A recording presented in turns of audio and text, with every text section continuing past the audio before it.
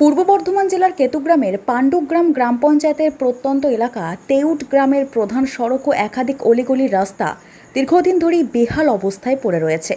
সামান্য বৃষ্টিতেই রাস্তা জুড়ে কাদা ও খানাখন্দের সৃষ্টি হচ্ছে, ফলে চরম দুর্ভোগের মধ্যে পড়ছেন গ্রামবাসীরা। স্থানীয়দের অভিযোগ, পাড়ায় সমাধান প্রকল্পের আওতায় প্রায় 10 লক্ষ টাকার ব্যয়ে তেউট গ্রামের রাস্তা নির্মাণের জন্য বোর্ড লাগানো হয়েছিল। পরে রাস্তার আগাছা পরিষ্কার করা হলেও কাজ আর শুরু হয়নি। কিছুদিন পর সেই বোর্ডও খুলে নিয়ে যাওয়া হয়। এরপর থেকে রাস্তার উন্নয়নের আর কোনো উদ্যোগ দেখা যায়নি বলে অভিযোগ বাসিন্দাদের।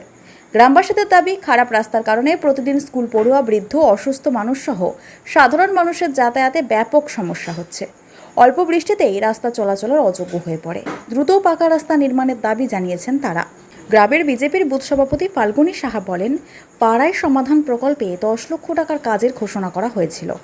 বোর্ড লাগিয়ে আগাছা পরিষ্কার করা হলেও পরে বোর্ড খুলে নিয়ে যাওয়া হয়।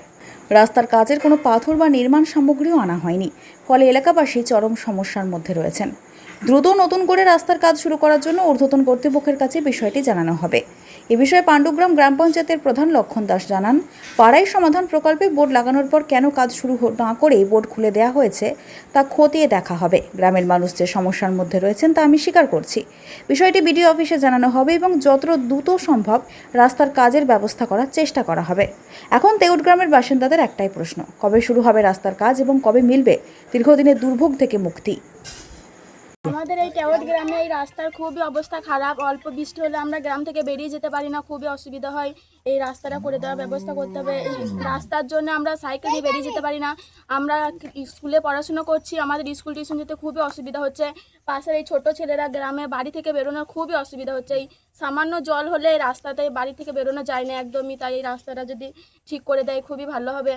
বেশি বৃষ্টি হলে তো যাওয়া তো হয় না, স্কুল টিউশন সব বন্ধ হয়ে যায় একদমই। জ্বর খুবই অসুবিধা হয়। ভালো করে ঠিক করে দিলে খুবই ভালো হয় আমাদের রাস্তাটা। আমার নাম দীপা পণ্ডিত, আমি ক্লাস 10-এ পড়ি, খাটুন্দি হাই স্কুলে পড়ি। আমাদের তেউট গ্রামের রাস্তায় একটু অল্প বৃষ্টি হলেই রাস্তায় হাঁটা যায় না। আমাদের রাস্তা চাই। বেশি বর্ষা হলে কি করে চলবো আমরা? তাইলে আমাদের গাড়ি ঘোড়া কিচ্ছু বেরোয় না, সাইকেল বেরোয় না, ছেলেরা স্কুল যেতে পায় না। হয়ে আছে অনেকদিন ধরে আছে, করে দেবো বললেও করে দিল না। ভোটের আগে রাস্তা হবে বলেই গেল, কিন্তু একদম করে দিয়ে গেল না। তখন আমাদেরকে বললো যে হ্যাঁ রাস্তা করে দেবো, তো কই রাস্তা তো এখনো পর্যন্ত হলো না। কাজ আসবে এসেছিল, বললো যে রাস্তা আমাদের ভালো করে দেবো, তা কয় আমাদের তো রাস্তা এখন এলো না। আমাদের একদম ছেলেবেলি শুয়েতে পেয়েছে না, গাড়ি থেকে সার আনতে পেরেছে না। আমাদের চাষিবাসী বাড়ি। আপনার নাম? ধর্না সাহা, বাড়ি তেউট। আমাদের 271 কেতুগ্রাম বিধানসভার 149 নম্বর বুথের যে পাড়া সমাধানে 10 লক্ষ টাকা কাজে দিয়েছিল, সেই কাজ তৃণমূল সরকার একটুও করে নাই। সমগ্র টাকাটা মেরে দিয়েছে এবং রাস্তাটা বোর্ডও লাগিয়েছিল, পরিষ্কার পরিচ্ছন্ন করেছিল, রাস্তা করবো বলে করেছিল, কিন্তু পাথর কিচ্ছু ফেলে নাই, কোনো কাজই করে নাই। সমগ্র টাকাটা খেয়ে দিয়েছে।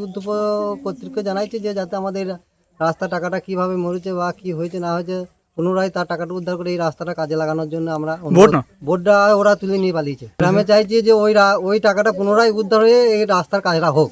আমার নাম হচ্ছে কি ফাল্গুনী সাহা, 49 নম্বর বুথের বিজেপির সভাপতি। বলি, আমি পাণ্ডুগ্রাম গ্রাম পঞ্চায়েতের প্রধান হিসেবে আমার যতটা জানা আছে যে আমার পরামর্শ সমাধানের প্রত্যেকটা বুথে 10 লক্ষ টাকা দিয়েছিল প্রাক্তন মুখ্যমন্ত্রী মমতা বন্দ্যোপাধ্যায়। সেই হিসেবে কিছু বুথে আমাদের কাজ হয়েছে, তা অধিকাংশ বুথই হয়েছে। আর তারপরে ভোটের পর কিছু বুথের কাজ বাকি ছিল, সেইগুলো হওয়ার কথা ছিল। জেলার ব্লকের তরফ থেকে যেটা জানতে পারছি এখনও হালকা, যে টাকা নাকি তুলে নিয়েছে। এই বিষয়ে যদি কেউ বলে থাকে যে ভোট বসিয়ে, সেরকম ঘটনা আমার অঞ্চলে অন্তপক্ষে নেই। আর যদি থাকে সেগুলো একটু জানবো। নেতৃত্ব আমাদের উপরে, যেহেতু আমাদের ব্লকের বিডিও সাহেব আছে, একটু জানবো।